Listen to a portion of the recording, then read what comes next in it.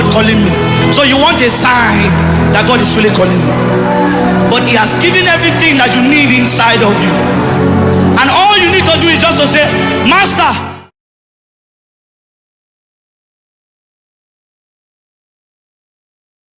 Alléluia. Amen. Notre vie n'a pas de sens. Un vrai chrétien authentique, il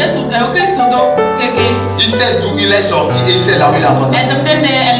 Mais c'est le chrétien qui n'est pas authentique et qui ne sait où il va. Et quand tu lui poses la question, qu'est-ce qu'on a enseigné aujourd'hui à l'église, il te répondra, oh, l'enseignement de ce soir là, ça a été puissant. Mais on a dit quoi? Donc maintenant parlons de la prospérité ou l'autel de prospérité.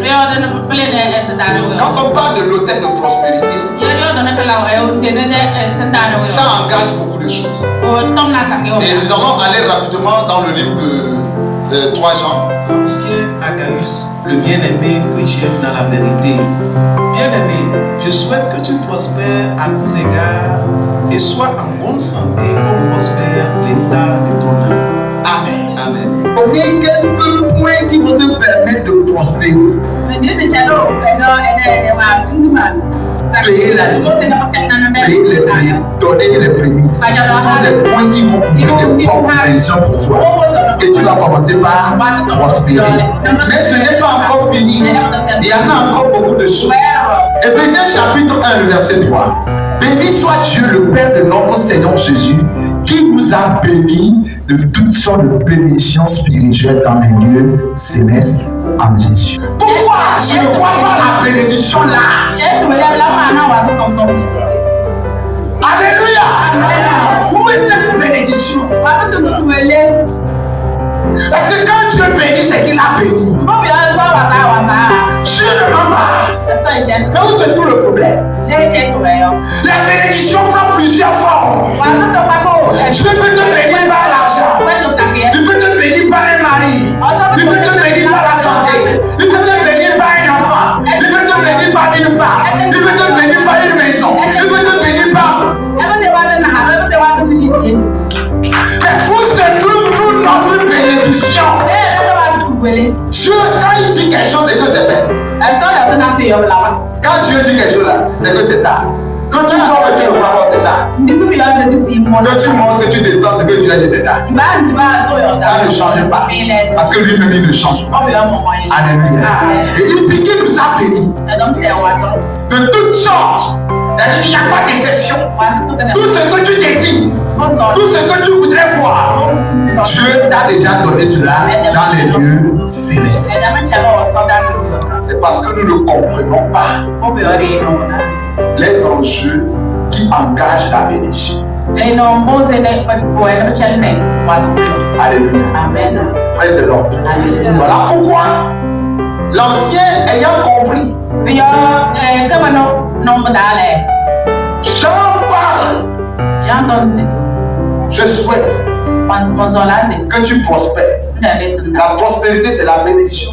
Vrai ou faux? La prospérité, c'est la bénédiction.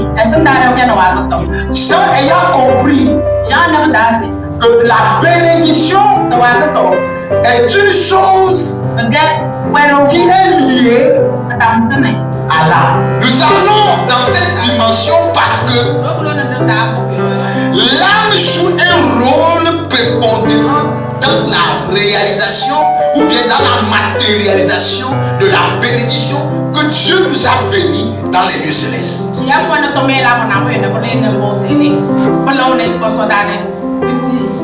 Parlant que je souhaite que ton âme prospère, c'est que Jean a compris une chose, que la prospérité ne tombe pas seulement du ciel, mais il y a tout un mécanisme qui accompagne la prospérité. Et avant que tu ne sois prospère dans le physique, il faut que ton homme intérieur, ton homme spirituel soit capable d'être debout et prendre ce que Dieu lui donne. Parce que la bénédiction est d'ordre surnaturel d'abord. L'énergie spirituelle que Dieu a déversée dans ton homme intérieur, ton âme doit le prendre et le matérialiser, soit en argent, soit en quelque chose de bon pour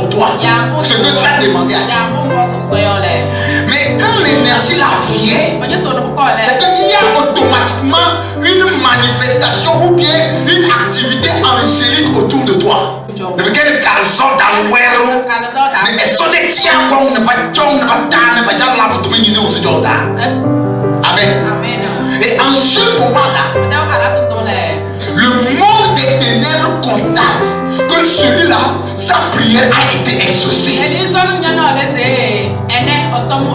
que Dieu lui a accordé ce qu'il a demandé. Et si nous ne nous précipitons pas pour aller prendre ça, il va réussir. Le mariage qu'il a demandé depuis longtemps là, c'est le mariage là qu'on vient de lui apporter par les anges. Ou bien la promotion que la personne a demandé, c'est ça que les anges viennent de lui donner là-bas. Et le monde des ténèbres commence par se préparer. Comment faire pour que cela ne s'accomplisse pas? Comment faire pour que cela ne s'accomplisse pas? Parce que si ça s'accomplit là, il va donner gloire à son Dieu. Il dira que son Dieu est grand. Il faut qu'on l'empêche. Mais parce que ton âme ne vit pas dans les conditions requises pour manifester cette gloire-là, la nuit quand tu te couches, le voleur ne vient que pour voler, dérober.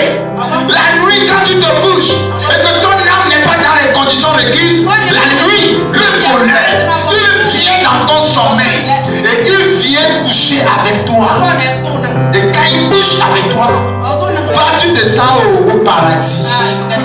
Mais il vient prendre cette énergie spirituelle que Dieu t'a donnée pour avoir le boulot là. C'est ça qu'il est venu prendre. Et il part avec.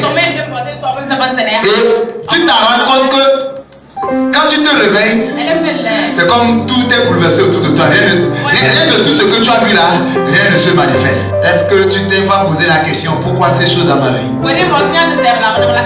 Est-ce que je t'ai pas posé la question, comment se fait-il que à chaque fois que de bonnes choses viennent arriver là, il y a toujours cet homme là qui vient dans mon sommeil?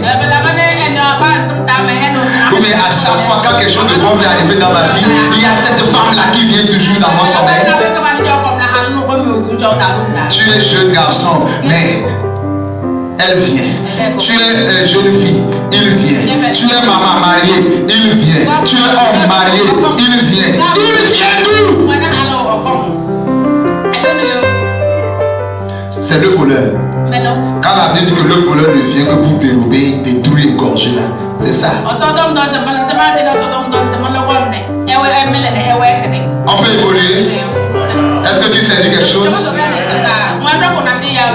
Amen. Nous parlons de la prospérité. Il y a des conditions qu'il faut pour avoir la prospérité.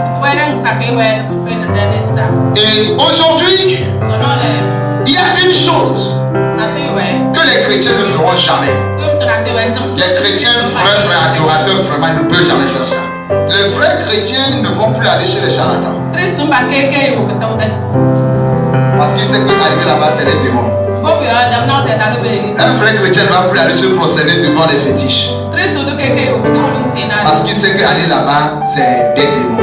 Un vrai chrétien ne va plus aller là où on fait la magie qu'on sort.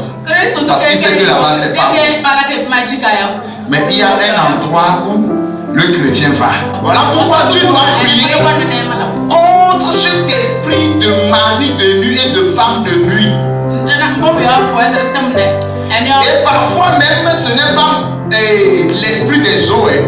Parfois même, c'est ton père, ou bien ta soeur de ta mère, ou bien ta soeur, je ne sais pas, qui sont des hommes qui se sont transformés en des esprits méchants dans les lieux célestes, qui ont baptisé avec Satan, et qui ne veulent pas voir votre réussite, qui ont contracté des mariages spirituels avec vous, sans que vous ne le sachiez.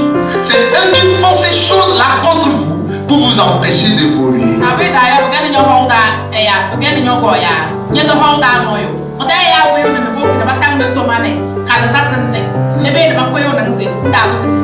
Alléluia. À chaque fois nous blâmons Dieu, nous accusons Dieu, nous nous lamentons et nous murmurons. Ce n'est pas que Dieu n'a pas obéi ou n'a pas agi selon sa parole. Il l'a fait. Parce que nous tous avons lu ici. Béni soit Dieu, le Père de notre Seigneur Jésus-Christ, qui nous a bénis. Donc c'est affirmatif.